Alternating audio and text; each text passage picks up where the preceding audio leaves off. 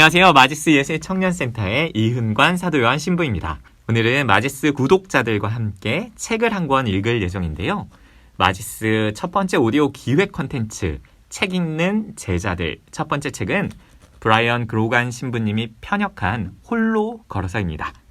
오늘 이 책을 함께 읽어주실 게스트를 먼저 소개할게요.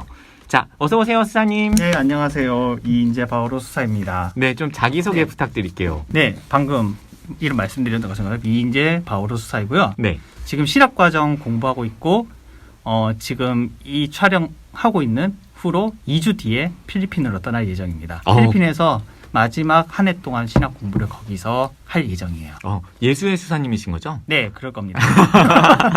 그러면 마닐라에 가서 네. 1년 정도 있다 오시는 거예요? 네, 네. 아마 이번 달에 7월에 가서 내년 5월 정도에 다시 귀국하게 될 것 같아요. 거기서 학업 마치는 대로 다시 돌아올 예정입니다. 그럼 돌아오시면 이제 그때는 수사님이라고 부르기보다는 네. 신부님이라고 불러야 될지도 모르겠네요. 아마 하느님께서 허락하시면 네, 그때쯤이면 아마 서품이란지 이런 것들을 본격적으로 준비하는 여정으로 접어들 것 같아요. 고맙습니다. 수사님. 같이 기도하고 네. 또 하느님의 뜻에 따르면이라고 얘기해 주셨는데요. 오늘 읽을 책이 사실 하느님의 뜻을 찾아간 사람에 대한 네, 얘기죠? 그렇죠. 사실 이냐시오 성인, 네. 저희가 뭐 누구보다도 하느님을 따르는 그 열망이 강했던 성인으로 우리가 많이 기억하고 있고 실제로 그런 여정들의 삶을 많이 보여주셨는데 사실 뭐 오늘 우리가 보게 될 내용은 이냐시오 성인이 어떻게 하느님을 따르게 되었는지 그 이전에 어떻게 살았고 실제로 이냐시오 성인이 어떤 순간을 겪게 되고 그 순간을 중심으로 어떻게 이냐시오의 삶이 송두리째 바뀌게 되었는가 그 앞의 과정을 좀 중점적으로 다루게 될 장이 될 거라고 생각을 해요. 아주 궁금하고 네. 또 한편으로는 좀 매력적인 이야기가 될 것 같은 게 네. 성인이라고 하면은 완전한 사람이라는 느낌이 좀 있잖아요. 그렇죠. 근데 지금은 성인이 되기 이전, 그러니까 뭐랄까요, 일반인이었던 시절? 어떻게 얘기해야 되나? 어쨌든 네. 성인이 되기 이전에, 회심하기 네. 이전의 삶. 네, 네. 그러니까 태어나서부터 네. 회심 직전까지의 삶. 네. 그러니까 뭐 다른 사람들과 별반 다르지 않은 모습이었을 것 같은데 그런 부분 좀 궁금해집니다. 네. 오늘 그러면 챕터 1 1장부터 6장까지 오늘 좀 들려주실 예정인데요. 네. 그럼 챕터 1, 그러니까 1장 얘기를 좀 넘어가 보도록 할까요? 네, 네. 제목이 상상과 출처라고 되어 있어요. 네. 이게 무슨 얘기죠? 1장부터 상상이라니. 네. 이냐시오 성인 전체의 어떤 여정을 보는 입장에서 봤을 때 1장만 딱 보면 좀 막막해요, 순간적으로. 왜요? 이게 어떤 이냐시오 성인이 어떻게 살았다라는 그 태어났을 때 순간을 보여주는 게 아니라 우리가 실제로 앞으로 어떤 길을 갈 거다라는 걸 이제 얘기를 하는 건데 그렇다고 이냐시오 성인이 어떻게 살았다 이거를 전반적으로 읊어주는 장도 아니에요. 그러니까 이냐시오 성인이 누구라고 얘기해주는 장이 아니고 네, 이냐시오 성인이 구체적으로? 어떻게 살았는지를 얘기해주는 장도 아니고 네. 그럼 1장은 뭐 하는 장이에요 도대체? 그렇죠. 저도 이거 읽으면서 참 1장이 처음에 이거 왜 나왔지? 예. 그 생각을 좀 했었는데 1장을 이렇게 보면 좀 어떨까 싶어요. 앞으로 이 홀로 걸어서를 계속 읽다 보면은 순례자라는 단어가 중요한 키워드로 등장을 하게 될 거예요. 순례자. 네, 순례자라는 표현인데요. 이 책 전체를 관통한 핵심이기도 강강 순례할 하죠. 때 그 순례는 아니겠죠. 그런 개그 좋아하시나요? 네. 순례 그러니까 순례 네. 그러니까 네. 어디를 여행하다 네. 떠나다 그렇죠. 하느님을 여행. 찾는 여정에 있다 뭐 네, 그런 것 맞아요. 같은데 그런 지금 방금 신부님께서 얘기해 주신 것처럼 하느님을 우리가 따라가는 그 여정으로서의 순례자라는 표현.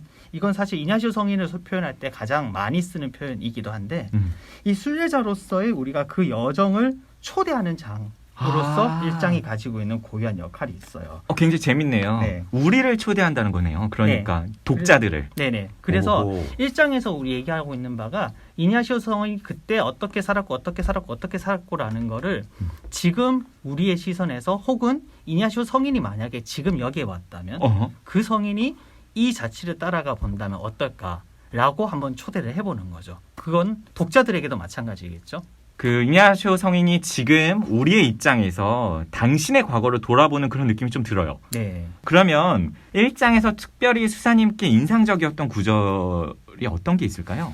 아까 방금 제가 말씀드렸던 부분과 연관이 될 텐데 지금 이 순간의 나의 모습, 그러니까 내가 가지고 있는 나의 어떤 환경, 내 모습 그대로, 뭐 지금 어떻게 하느님에 따라서 그렇게 신실하게 살아가고 있는 모습일 수도 있을 거고, 그럴 수도 혹은 있고. 지금 우리 지금 코로나 상황 이런 것들도 겹쳐 있으니까 뭐 본당이 못 나가고 그렇게 쉬고 있는 그런 상황일 수도 있을 거고, 혹은 뭐 신앙인이 아니더라도 그런 우리 각자의 이 모습 안에서 지금 있는 그대로의 내 모습 안에서 한번 이 책을 통해서 일단 이냐시오 성인이 어떻게 한번 걸어갔는지를 한번 돌아볼 수 있을 거고, 그걸 우리 스스로에게도 한번 적용해 볼 수 있는 거겠죠. 그래서 나의 삶의 여정은 과연 어땠을까를 지금 이 순간의 나의 모습으로 한번 돌아가서 한번 비슷하게 그렇게 걸어볼 수 있도록, 이 책을 아마 다 읽고 나면은 우리 각자에게도 우리가 나는 그럼 어떻게 살았을까라는 걸 한번 돌아볼 수 있도록 초대하는 그런 의미가 있을 것 같아요. 1장은 사실 그걸 좀 잡아주는 출발점이라는 점에서 의미가 있다고 저는 생각을 해요. 그런 의미에서 이 책은 영적 독서라는 표현이 딱 맞는 거네요. 네, 그렇죠. 우리의 삶을 돌아보게 초대하고 네. 어떤 모델을 좀 우리가 함께 네. 바라보면서 갈 수 있다는 의미에서요. 네. 뭐 신부님께서 워낙 잘 정리를 해주셔서. 네, 그럼 2장으로 넘어가서 계속 얘기를 해보면 좋겠는데요. 네. 1장을 읽을 때 이 순간 나의 모습으로 나의 과거를 돌아보는 초대를 받는 그런 의미가 있었다면, 두 번째 장은 본격적으로 이냐시오의 초기, 그러니까 달리 얘기하면 태어났었을 순간부터 얘기해 주는 것 같아요. 네, 그렇습니다. 뭐 제목 자체가 일단 그렇게 적혀 있죠. 가정 환경이라고. 가정 환경. 네. 참 중요하죠. 가정 네, 환경. 그렇죠. 근데 요즘에는 가정 환경이 참 다양하잖아요. 여러 형태의 가족들이 있으니까. 네. 그러니까 1인 가족도 있고, 뭐 2인 가족도 있고, 3인 가족도 있고. 네, 문화도 워낙 다양해졌고요. 다문화 가정이라든지. 네.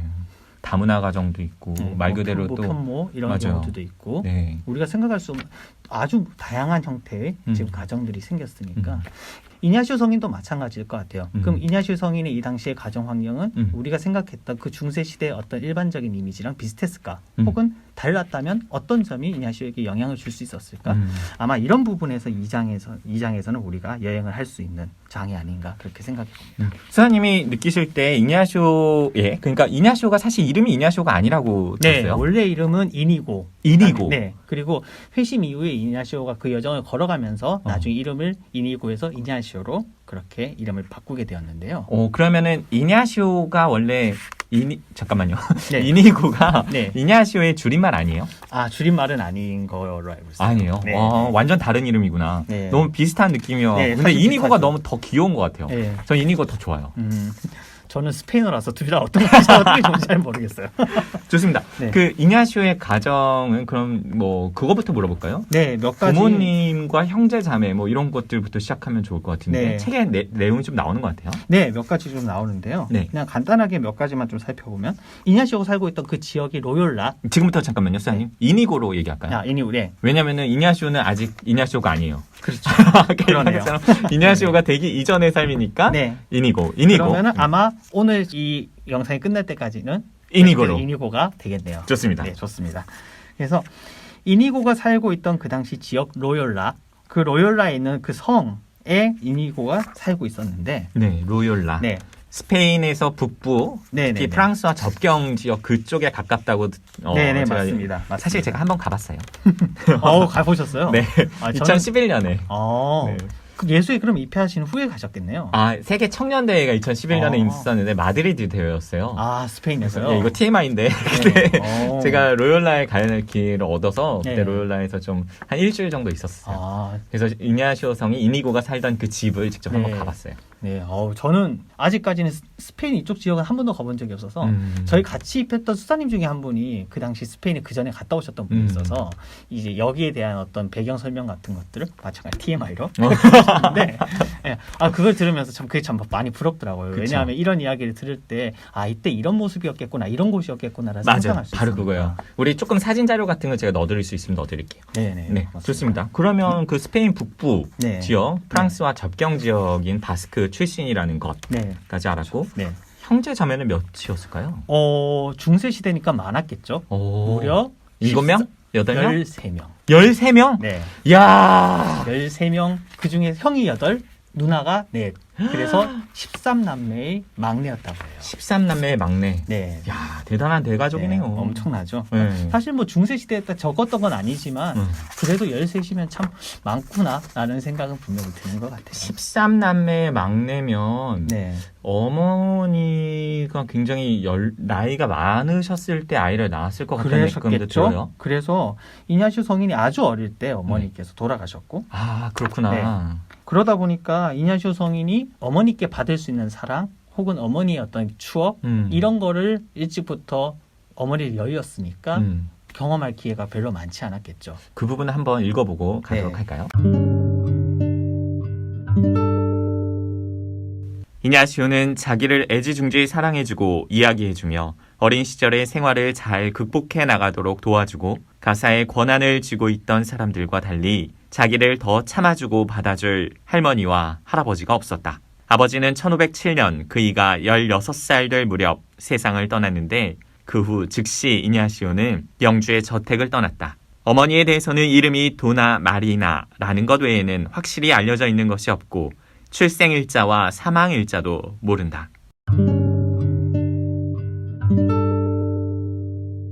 아, 그러네요. 이냐시오 성인이 태어났을 무렵에는 어머니가 이냐시오 이니고를 낳고 일찍 돌아가셨던 걸로 책에서 좀 묘사하고 있지 않나 싶어요. 네, 네, 맞습니다.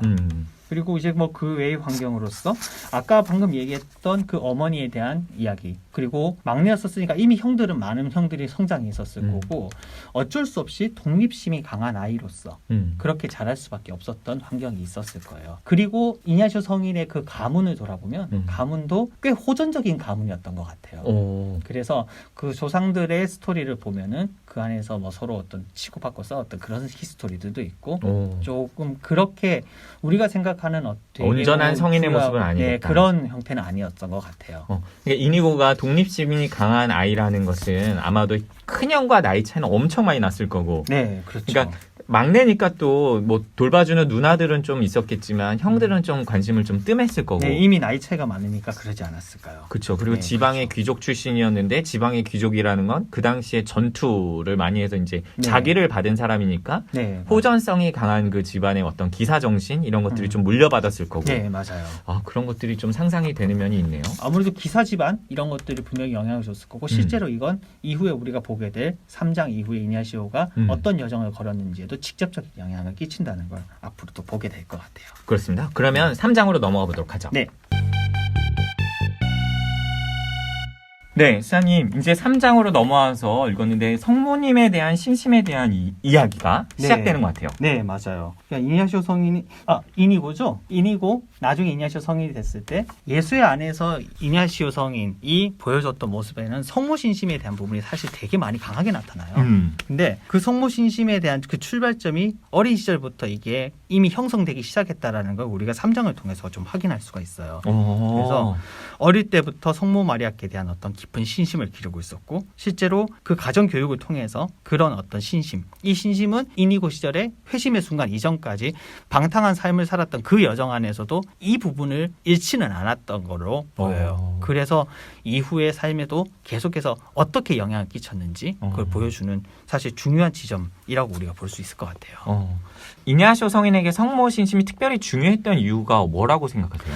몇 가지를 우리가 생각해 볼 수 있을 텐데 우선은 우리가 앞에서 2장에서 얘기했었던 그 어머니의 부재라는 부분 이 부분과 성모님을 통해서 그 당시 이니고가 경험했을 어머니에 대한 일종의 어떤 마음들 이런 부분도 영향이 아주 없었을 거라고 생각하진 않고요. 직접적인 어머니는 아니지만 네. 성모님을 어머니로 이렇게 모시는 마음 네네. 그런 것들이 좀 성모 신심에 드러나지 않았을까 네. 유추해 보는 거죠. 네, 사실 그렇죠. 뭐 그렇죠. 어느 게 어떤 게 정답인지 맞는지 우리가 모르니까. 모르니까요. 네. 네, 그럼에도 분명히 어떤 방식으로든 그 신심이 분명히 영향을 줬을 가능성은 우리가 생각해 볼 수 있을 것 같아요. 그리고 그 외에도 그 당시 문화 자체가 성모 신심에 대한 부분, 그 당시 중세 문화, 이 문화의 영향도 없지 않았을 것 같고요. 어쨌든 스페인이라는 국가도 가톨릭 국가였고 그렇죠. 그 가톨릭 국가 안에서 그 당시에 있었던 그런 어떤 대중 신심이라든지 그 지역의 신심 이런 것도 아마 영향을 주지 않았을까 그런 생각도 좀 듭니다. 좋습니다. 3장에서 또 한번 얘기하고 싶은 부분이 있는데요. 그 부분도 좀 듣고 가보도록 네. 할까요? 어머니 없이 자라게 되면 훗날 습관적으로 의기소침한 생활에 젖어들 수 있다. 즉 다른 사람들에게 반발하고 인간관계에 영향을 받고 막연한 죄의식이 생겨날 수도 있다. 어떤 심리학자들은 방랑하는 모든 모험가들에게는 어린아이를 사랑으로 지키는 방어선 역할을 하는 어머니의 결핍을 보상받고자 하는 욕구가 숨어 있다고 하기도 한다. 이 점이 이냐시오가 삶의 대부분을 방랑하는 모험가로 지낸 이유를 설명할 열쇠가 될 수 있을까? 네, 수사님.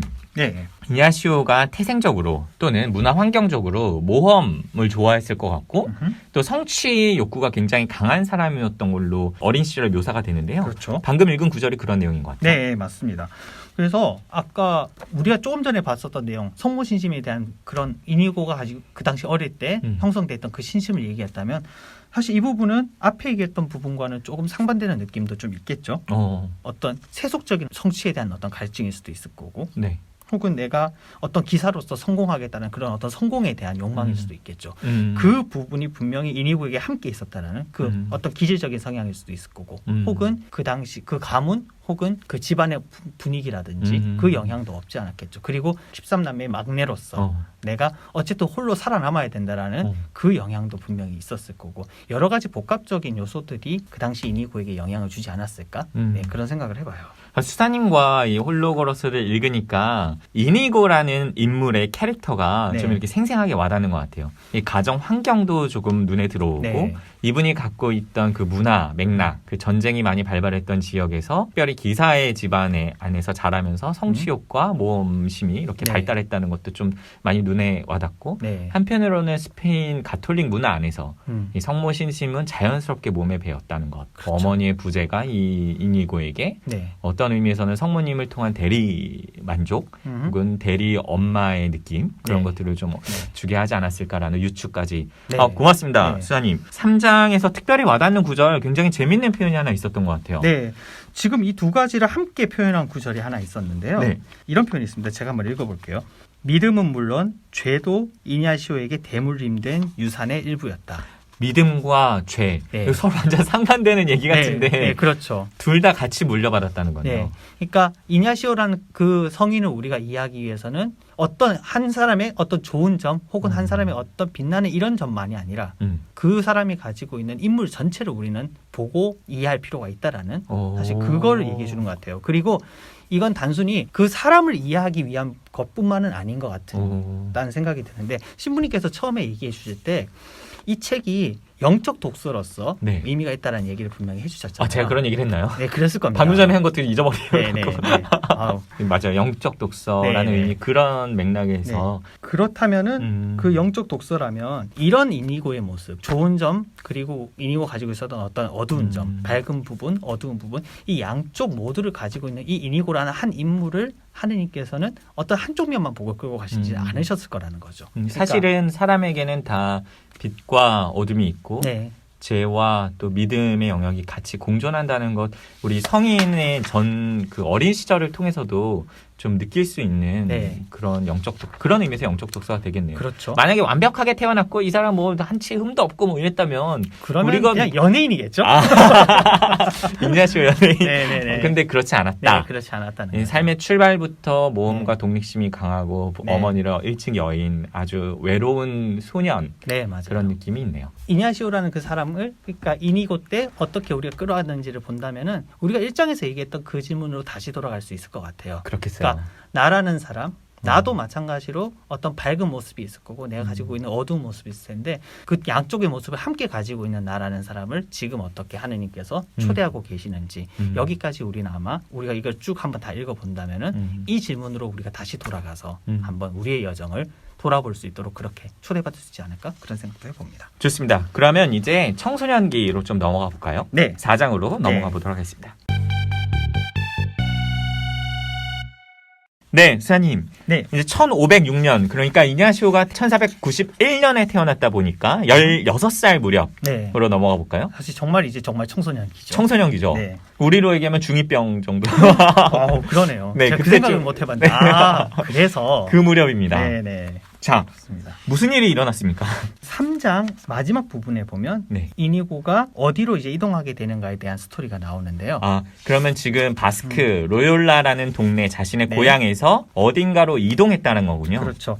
그래서 16살 무렵에. 네, 그 당시 그래서 이니고의 아버지가 그 당시 스페인의 재무관이었던 벨라스케스를 만났을 때 오, 그때- 다시 지금 네. 어려운 내용들이 좀 나와서 스페인에서 재무관으로서 스페인의 총리쯤 되는 사람. 네, 고위 관직이라고 생각하시면 고위 관료? 편할 것 같아요. 총리, 고위 네. 관리로서 네. 그 고위 관리인 재무관을 만났을 때 이름이 벨라스케스. 이름이 벨라스케스. 네, 벨라스케스에게 그 이니고의 아버지가 이니고를 맡겨요. 그래서 아. 잘 궁정에서 잘 키워달라고 그렇게 부탁을 합니다. 아, 그쪽이 조금 더 도시에 가까웠나 보다. 네, 왜냐하면 네. 로욜라 이니고가 살았던 동네는 스페인 북부 음? 프랑스 접경 지역이니까 사실 시골이거든요. 네. 그런데 지금 좀 다른 동네로 이사를 가서 그쪽에 고위 관료, 특히 총리쯤 되는 아주 높은 관료에게 그렇죠. 자신의 막내 아들 네. 이니고를 맡겼다는 네, 거죠. 그렇죠. 그 일종의 맡기면 시동으로서 뭐라? 시동이 뭐예요? 우리가 보통 생각할 수 있는 그 당시 그 궁정에서 어떤 궁정 생활을 본격적으로 배우게 될 거고 거기에서 그 귀족을 그 시종을 들면서도 동시에 아. 그 궁정의 어떤 생활을 실제로 좀 맛볼 수 있는 그러면 인턴 같은 건가요? 비슷할 수 있을까요? 근데 아마 그렇게 가서 16살의 인턴. 계속해서 그 여정을 겪으면서 그 삶으로 계속 나아가고자 하는 이냐시오의 열망이 있었을 테니까 아, 고위 관료가 되기 위해서 그 고위 관료에게 이제 맡겨진 거죠. 네. 그래서 그 고위 관료 수업을 듣는 네. 그러면서도 서비스 봉사도 하고 그 고위 관료의 네, 어떤 그렇죠. 비서로서 네. 아 그런 의미에서 시동 네. 아유, 너무나 잘 정리해 주셔서 감사합니다. 감사합니다. 네. 네. 제가 할 말이 없어서 좋네요.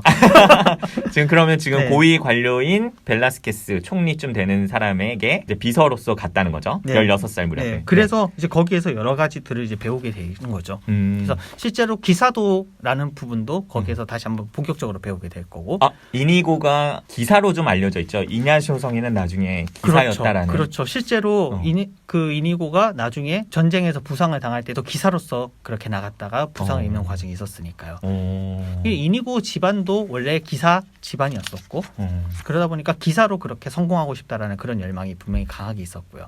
그래서 이 시기부터 본격적으로 이니고가 그런 여정을 배우게 되는 거죠. 그 부분을 한번 잠깐 읽고 지나가도록 하겠습니다. 네. 이냐시오는 기질적으로 모험과 성취에 대한 갈증이 컸다. 집안에서 지위가 낮았다는 필연적인 요인도 있었겠지만 이런 기질적 요인으로 로욜라에서 죽을 때까지 머물러 있든지 아니면 다른 곳에 가서 운명을 개척하든지 신중히 생각하여 어느 하나를 선택해야 했다. 네, 수사님. 이냐시오가 이 고위 관료에게 시동으로 가서 무엇을 배웠을까 저도 한번 상상해 보면요. 네. 아, 세상이 이렇게 넓구나, 첫 번째. 그 다음에 이렇게 귀족 호화로운 생활을 하는 사람들이 있구나. 나도 그렇게 해봐야지. 네. 그런 생각을 하지 않았을까? 꼭 시골에서 방금 서울로 상경해. 맞아요. 네. 시골을 비하하는 게 아니라. 제가 시골 출신입니다. 아, 그렇습니까? 예를 들면은 내가 나의 세상이 아주 그 농사를만 이렇게 짓고 있다가 산업화된 세상을 보면은 선택할 수 있잖아요. 농사를 지을지 산업화된 세상에서 살지. 네. 그런 것처럼 이냐시오에게도 선택의 기회가 주어지지 않았나 싶네요. 네.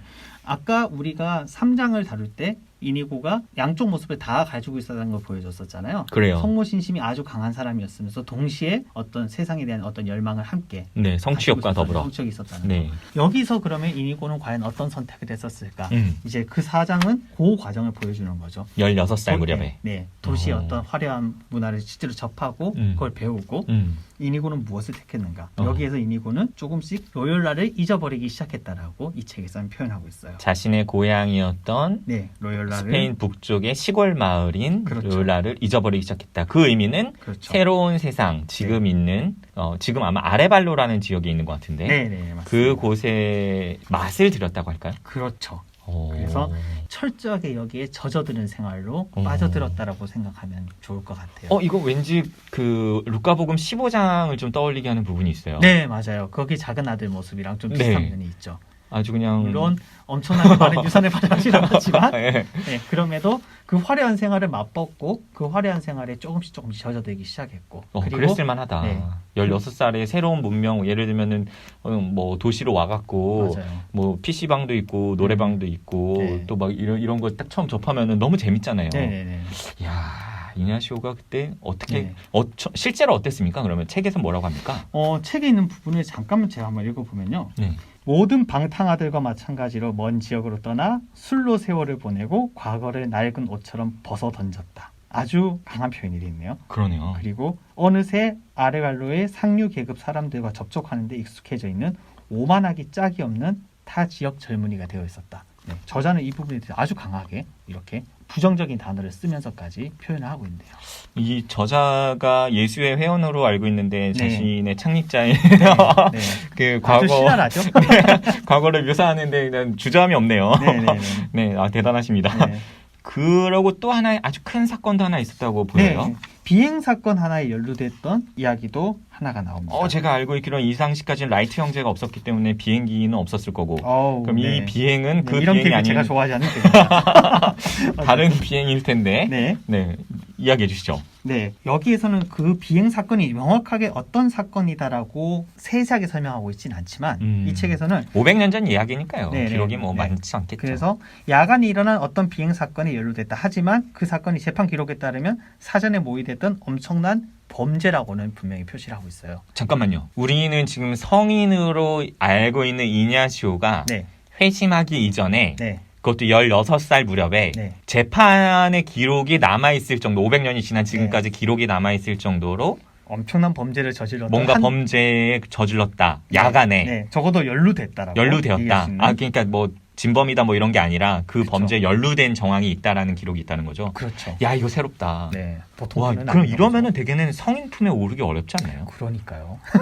그런 걸 다 뚫고. 네. 그러면 그 후반부의 인상이 훨씬 더 궁금해지긴 하는데 일단은 네. 전 전반부가 더 매력적이긴 하네요. 네.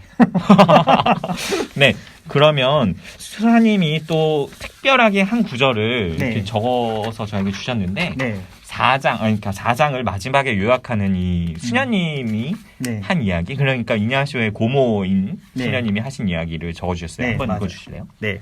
수녀님께서 다음과 같이 이렇게 경고를 하셨는데요. 그 당시에 이니고였겠죠. 이니고, 너는 누가 네 다리를 부러뜨려야 비로소 깨닫거나 정신을 차릴 것이다. 이거 저 네. 어렸을 때 엄마나 네. 사촌 분들에게 들었던 이야기랑 비슷한 것 같아요. 네. 야, 이놈아, 너 다리가 부러져봐야 정신 안 나가지. 그렇죠. 그런 이야기 네.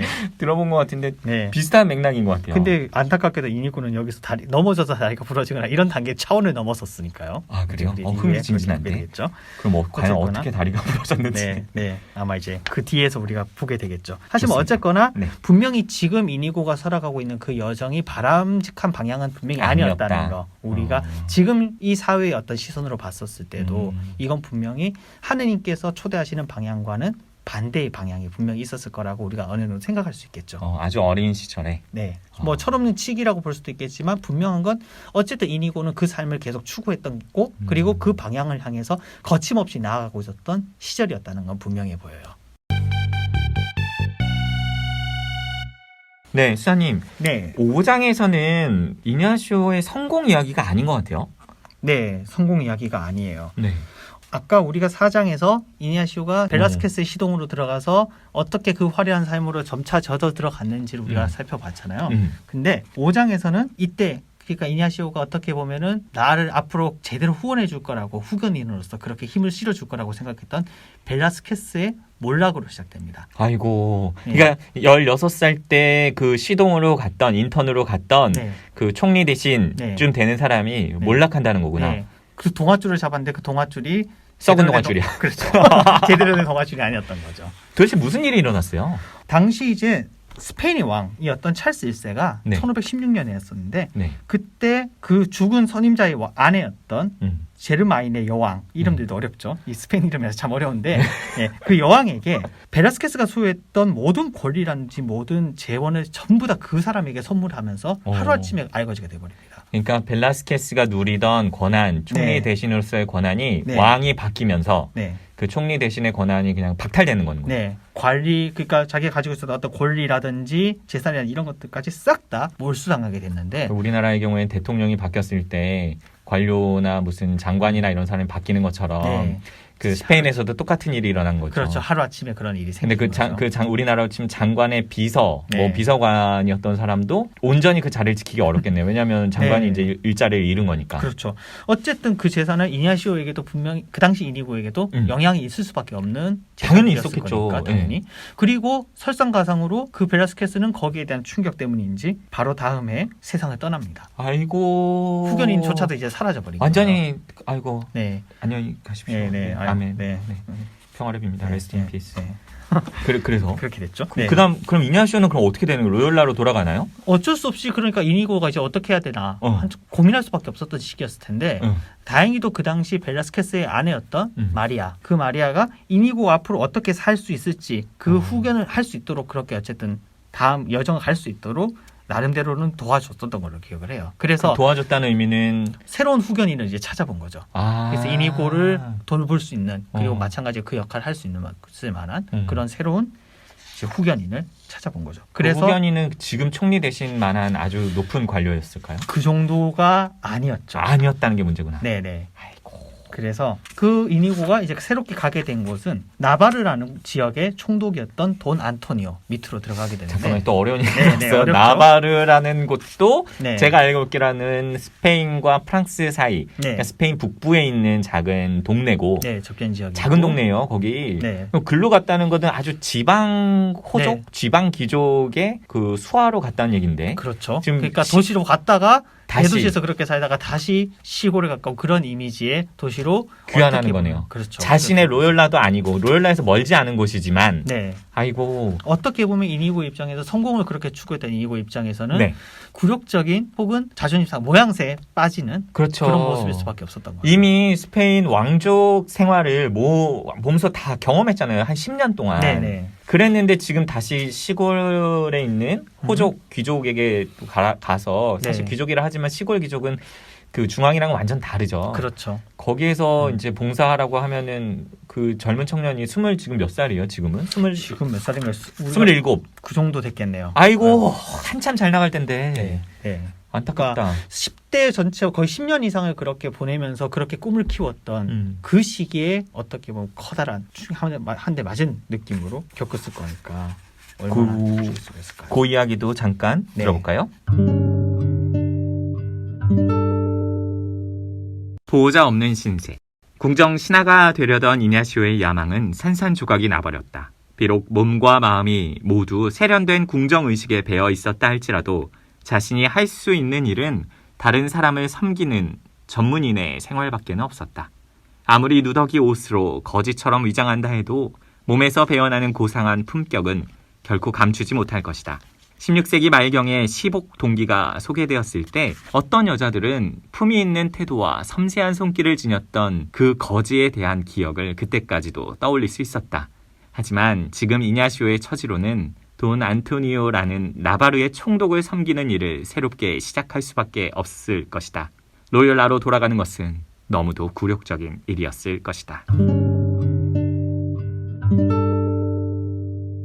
그러면 그 다음에 계속 우리 시간의 흐름에 따라 가는데요. 네. 27이 된 이냐시오가 지금 나바르라는 곳에 네. 이제 도착한 거죠. 네. 그렇죠. 지방 귀족인 네. 나바르의 태수 뭐 그 정도 되는 네. 자기일 것 같은데 네, 맞아요. 거기서는 어떤 생활을 합니까? 여기에서 마찬가지로 그 당시 이제 돈 안토니오라는 그 나바르의 총독 밑에서 마찬가지로 시중을 들면서 기사로서의 삶을 살아가게 됩니다. 아 이때부터 이니고가 네. 기사라는 별칭을 좀 갖게 되나 봐요. 네, 실제로 이때 그래서 칼을 어느 정도 충분히 능숙하게 다룰 수 있게 되었다라고 이 책에서는 이야기를 하고 있고요. 그러니까 전직은 시동이었고 시종이었고 네. 현직은 지금은 네, 기사로서 생활을 하는 거죠. 네, 맞아요. 처음엔 그래서 총독을 시중드는 일을 하고 싶었지만 총독이 이니고에게 맡겼던 거는 자신의 식소를 간주하고 그래서 칼을 다룰 수 있는 사람으로서 네, 그렇게 키운 거죠. 그래서 예수회 창립자로서 이냐시오를 묘사할 때 군인 네, 혹은 기사 네. 그런 이미지가 있는데 이때부터 시작되는 거죠. 맞아요. 그런 이미지겠죠. 좋습니다. 네, 수사님 그러면 5장에서 특별하게 수사님이 좀 느끼셨던 그 구절 네. 더 인상적인데 제가 한번 읽어볼까요? 네네. 한번 보시겠어요? 본능을 따랐던 사건과 그 사건으로 초래된 상황 이런 표현을 쓰셨어요. 네. 이 구절이 좀 인상적이었다. 왜 이건 무슨 의미일까요? 이때까지도 여전히 이니고는 세상의 어떤 명예를 추구했던 사람이었었고 음. 그러다 보니까 거기 어떤 상황이 이렇게 펼쳤을 때 어떤 하느님의 뜻을 찾고다 이런 거는 이니고의 삶에서는 여전히 전혀 나타나지 않는 상황이었어요. 아. 본인이 화가 나면 화가 나는 대로 행동하는 사람이었고 세상에 성공하고 싶다는 열망이 있으면 그 열망을 향해서 맹렬히 돌진하고 있었던 또 그게 좌절됐을 때는 한없이 다운되는 네. 그렇죠. 그런 여정을 걸어갔던 사람이었던 거죠. 제 20대와 너무 비슷해요. 아 그런가요? 어. 신부님 20대가 어떠셨길래 그렇게? 그러니까 본능을 따랐고요. 네. 그 너무 깊은 얘기를 묻는 건가요? 잠깐만요. 위 아래로 이렇게 업앤다운이 많았던 네. 시기였는데 네. 너무 인상적이네요. 야망도 있었고 성취하고 싶은 마음도 있었고 네. 하지만 제 뜻대로 잘 안 되더라고요. 네, 맞아요. 이니고 이 삶의 여정이 저한테 조금 더 매력적으로 다가오는데 네. 결정적인 사건이 그 다음 장에서 일어난다고요? 그렇죠. 그럼 6장으로 한번 넘어갈까요? 네.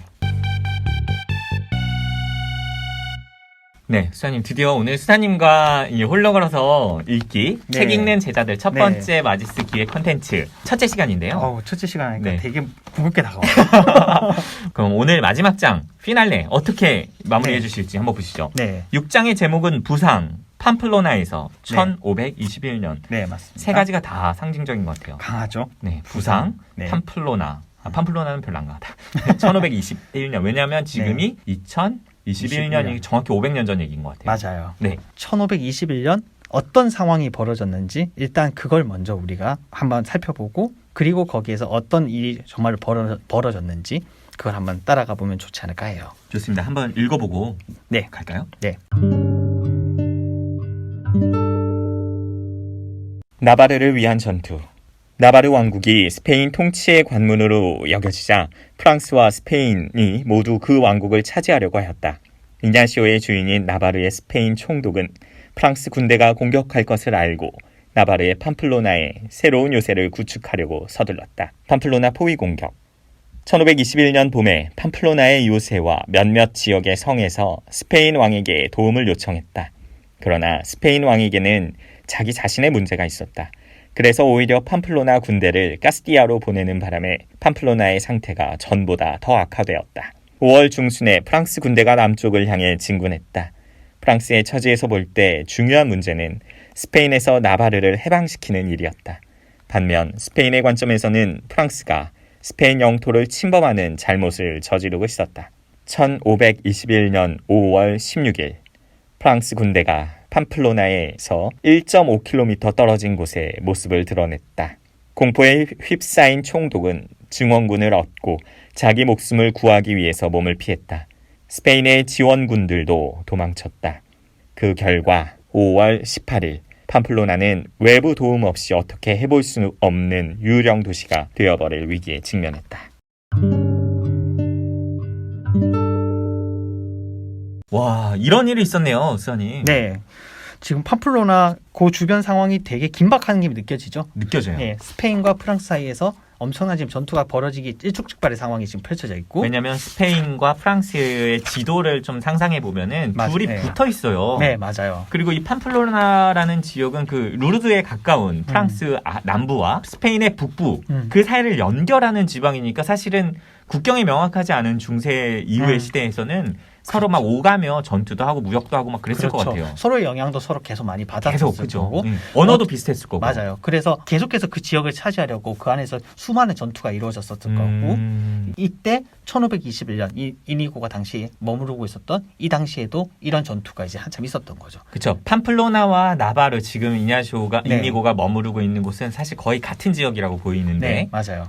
그래서 우리가 아까 봤던 것처럼 계속 스페인에 대한 이야기를 많이 했었죠. 네. 그래서 그 당시에는 어쨌든 스페인령으로 그렇게 우리가 생각할 수 있었을 텐데 그 지역을. 네. 근데 프랑스에서 이제 포위로 들어왔고. 땅 따먹게 하려고. 그렇죠. 그래서 사람들의 욕망은 참 욕심은 대단합니다. 네, 그래서 팜플로나 요새 그리고 그 몇몇 주변의 성은 스페인 왕에게 지금 도움을 요청한 상황입니다. 그리고 달리 얘기하면은 팜플로나는 지금은 스페인 영인데 네. 스페인에 속해 있는데 네, 프랑스 사람들이 땅 따먹게 하려고 진군해서 내려왔구나. 네, 네. 근데 이냐시오는 스페인 쪽에 붙어 있는 그렇죠. 그 봉사하는 그 군인이었고. 그렇죠. 그래서 앞에서 얘기했던 것처럼 요새를 만들고 그리고 프랑스는 둘러싸고 있고 아이고. 그 상황에서 이제 일촉즉발의 상황이었던 거죠. 그러면 그러면 긴장감이 그냥 엄청 느껴지는 그렇죠. 대목입니다. 그럼 이제 내부에서는 당연히 그런 고민을 할 수밖에 없을 거예요. 끝까지 전투에서 우리가 목숨을 잃더라도 끝까지 싸울 거냐? 명예를 지킬 것이냐? 네, 아니면은 항복할 거냐? 왜냐면 명예롭진 어쨌든- 않지만 생명을 부지할 것이냐? 네, 왜냐하면 그 사람들도 있지만 거기 함께 살고 있는 백성들도 당연히 있을 거고 그런 걸 무시할 수 없으니까 그럼 어떤 선택을 해야 할 건가? 이제 여기에서 이니고가 했던 선택은 무엇인지 그러면 우리가 이후에 이니고가 어떤 선택을 했고 어떤 여정을 갔는지를 볼 수 있겠죠. 당시에 팜플로나 의회의 다수 의견은 항복하자는 쪽이었어요. 프랑스가 쳐들어왔으니까 우리의 힘이 부족하니까 네, 항복합시다. 네, 네. 생명을 도저히 부지합시다. 전투로서는 승산이 없다고 판단했던 거죠. 음. 그래서 항복하자고 적어도 우리가 프랑스와 좀 협상을 하고 그렇게 해야 되지 않겠냐라고 했다면은 이니고는 아니었어요. 철저하게 끝까지 항전해야 한다라고. 이니고의 성격상 어디에 굴복하고 이렇게 하는 걸 도저히 본인이 용납할 수 없었던 것 같아요. 저 그거 사자성어로 알아요. 네. 임전무퇴. 네, 전투에 임하면 퇴각함이 없다. 네, 뭐 두 글자를 얘기하면 개낄 수도 있겠지만 어쨌거나 당시 어쨌든 이니고는 네. 그런 퇴각이라는 것 자체를 상상할 수 없었죠. 네. 아주 굴욕적으로 그렇게 받아들였던 것 같아요. 왜냐면 20대 후반, 30대 초반의 청년이었기 때문에 네.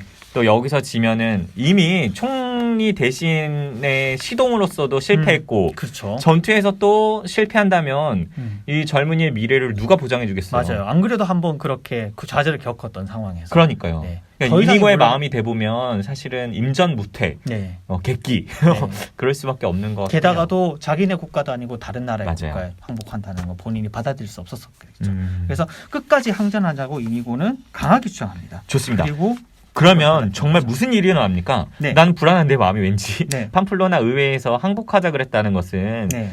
프랑스 병력이 수적으로도 많았을 거고 음흠. 전투력도 더 강하다는 걸 이미 인지하고 있었던 상황인데 네. 이 젊은이 한 사람의 말만으로 싸우자고 하진 않았을 것 같긴 해요. 네. 어떤 일이 일어납니까?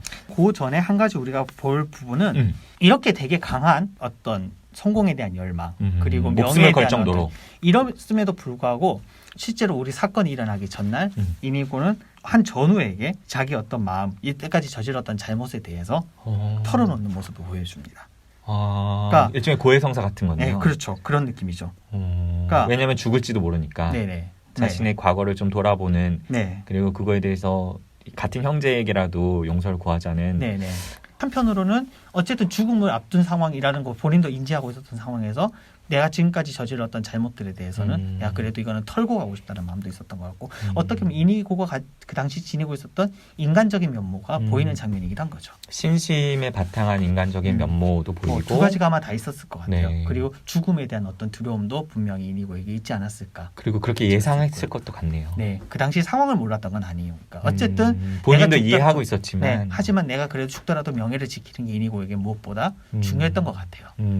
이제 그리고 다음 날 네. 프랑스의 공격이 시작됩니다. 그 당시 중세 모습을 떠올려 보면 그 당시 전투는 뭐 기병의 전투도 있었겠지만 그 당시 프랑스는 주변에 이렇게 포위하고 있었고 실제로 포격을 가합니다. 대포로. 그러니까 진을 짜서 네. 대포로 반원형을 그려서 포물선을 그리는 대포알로 네. 성벽을 공성하는 거죠. 그렇죠. 왜냐하면 그 당시 음. 팜플로나가 하나의 요새였으니까 네. 그 요새를 허물기 위해서 대포로 대포. 포격을 가했던 거죠. 그리고 어떻게 이겨요, 그러면? 그렇죠. 그렇게 포격이 이제 몇 시간 동안 계속되고 그 대포알 하나가 이니고의 다리를 관통합니다. 잠깐만요. 이 부분 중요한 얘기인 것 같아요. 네. 세속적으로 성공을 갈망했던 30살 무렵의 청년이, 네. 20대 후반의 청년이 네. 한 번의 실패를 거듭하고 두 번째 이제 기사로서 전쟁에서 승리를 하기 위해서 또는 네. 자신의 모든 걸 걸어서 싸우면서 명예를 지키려고 했는데 네. 죽는 것도 아니고 네. 다리가 완전히 부서지는 네, 체험을 박살이 한다고요. 납니다. 박살이 나는 거예요. 네. 대포라면은 좀 네. 죽지는 않았지만 어쩌면 죽음보다 더 굴욕적일지도 모르는 상황을 그 현장에서 맞게 됩니다. 어떡해요? 그러게요. 어떡하죠? 저는 상상이 안 돼요. 네. 그 청년이 지금 살아온 궤적을 보면 시골에서 예를 들면 서울로 와서 좋은 문화 문물들을 보고 이런 걸 이제 잘 누리고 나도 그런 관료가 될 거야라는 생각을 했는데 네. 거기서 한번 실패를 경험하고 네. 잘리고 네. 그다음에 다시 시골 귀족으로 가서 거기서 기사로서라도 성공하자고 이제 무예 연습도 하고 그랬는데 전쟁이 또 발발해서 죽는 것도 아니고 어떤 의미에서는 더 굴욕적인 다리가 완전히 평생 네. 절개되는 그런 대포를 맞는 체험. 그렇죠. 영어로 캐논볼 익스피리언스. 네. 이거 우리들 삶에 조금 한 번씩 와닿는 체험이지 않을까. 상징적인 것 같아요. 대포알을 맞는 체험, 뒤통수를 맞는 그렇죠. 체험. 혹은 본인의 삶을 송두리째 바꿔놓는 체험일 그렇죠. 수도 있고요. 내 삶이 밑바닥까지 떠내려가는 네. 체험. 네. 오늘 여기서 마무리를 해야 될 것 같은데 수사님이 6장을 읽으면서 특별히 찾은 구절이 하나 있으셨어요? 네. 그 부분을 좀 읽어주시면 어떨까요? 한번 읽어볼게요. 네. 아마도 그의 직관적 통찰이 그에게 말해주었을 것이다. 여기에서 그이라는 거는 이니고를 말하는 건데요. 아레발로에서 정신없이 보냈던 날 이후 이니고의 삶 전체는 도피라는 한 낱말로 요약될 수 있다고 말이다. 라고 이야기를 하고 있죠. 도피라는 단어. 네. 어떻게 보면 이게 어떤 의미로서 도피일까? 음. 라는 질문을 우리가 해볼 수 있겠죠. 어떤 의미로서의 도피였을까요? 어쩌면 앞으로 우리가 이냐시오 성인의 그 여정을 보게 될 텐데 이냐시오 성인이 앞으로 걸어가게 될 그 여정과는 정반대로의 방향으로의 도피일 수도 있을 거고. 혹은 저 약간 이해가 돼요. 네. 그러니까 이니고가 회심하면서는 이제 예를 들면 하느님의 목소리나 그 방향을 찾아서 갔다면 네. 지금의 상황은 분명히 두 가지가 있었잖아요. 신심이 있었고 그렇죠. 야망도 있었어요. 네. 근데 신심으로부터의 도피. 네. 그러니까 성모님에 대한 신심, 가족 안에서의 어떤 계속 이어왔던 그 신앙에서의 도피로 세속적인 야망으로 계속 떠나갔던 거죠. 그렇죠. 그래서 시동으로도 가고 기사로도 가고 그리고 진정한 도피는 그렇게 하면서 이제 어쨌든 계속해서 좌절을 겪었음에도 계속 그 여정을 가고자 계속 했고 가는 마지막까지도 명예를 추구했죠. 그것마저도 박살이 나는 장면이 사실 우리가 6장에서 바라본 장면일 텐데요. 그렇게 겪었던 그 마지막 최후의 모습은 그렇게 다리가 완전히 부서지는 체험인 거죠. 고맙습니다, 수사님. 오늘은 수사님과 여기까지만 읽을 예정인데요. 네. 제가 마지막으로 좀 질문 드리고 싶은 게 있어요. 네네. 도대체 이 책을 그러면 수사님은 사람들에게 혹은 청년들에게 권해주신다면 왜 권해주고 싶으셔요? 우선 이냐시오라는 성인이 어떤 사람이었는가 한번 그 여정을 따라가 보는 것 자체가 분명히 재미있는 일이다. 여행이 될 수 있을 것 같아요. 한 사람의 여정을 함께 따라가 보는 일종의 여행으로서. 야, 표현 멋지다. 네. 수학 박사로 알고 있는데 거의 문학 박사 같은 느낌의 이 표현을 해주시는데요. 진짜. 그런 의미가 있네요. 여행. 네. 어쨌거나 그 여행을 걸어가는 함께 한번 따라가 보는 거죠. 근데 이 여행은 세 명을 우리가 떠올릴 수 있을 것 같아요. 하나는 당연히 여기의 주인공인 이냐시오겠죠. 그리고 이 책을 읽고 있는 나. 이 책을 읽고 있는 나. 그리고 또 하나는 그 이니고 여정을 쭉 처음부터 끝까지 계속 함께 걸어가셨던 이라고 표현하면 이제 좀 상상이 되겠죠. 하느님. 네. 그 여정은 이니고와 함께 걸어가는 하느님이기도 하지만 동시에 지금 이 책을 읽고 있는 나와 동행하시는 하느님일 수도 있을 거예요. 이 책의 그러면 주체는 이니고 또는 이냐시오 그리고 나 읽고 있는 독자 그리고 하느님 추가로 한 명 더 한다면 이 컨텐츠를 듣고 있는 구독자. 그렇죠. 가장 중요한 부분이에요. 수사님 오늘 함께 이 녹음하면서 굉장히 즐겁고 기뻤고 시간이 어떻게 지나가는지 모를 정도로 그러게요. 시간이 녹음했는데요. 훅 갔네요. 같이 하시면서 이 책을 소개해 주시고 또 발제해 주셔서 감사드려요. 네, 아이고 저야말로 이 자리에 이렇게 초대해 주셔서 감사드립니다. 마닐라에 그러니까 공부하고 오셔서도 계속해서 저희 책 읽는 제자들 시리즈를 이어나갈 텐데 그때 수사님께서 좀 즐겨 읽으시는 영적 독서 같은 거 다음번에 한번 또 초대해 주시면 한번 해보면 좋지 않을까 싶습니다. 고맙습니다. 그러면 오늘은 여기까지 마무리하고 다음 시간에는 홍찬미 글로리아와 함께하는 홀로 걸어서 읽기 책 읽는 제자들 2편 진행하도록 하겠습니다. 네.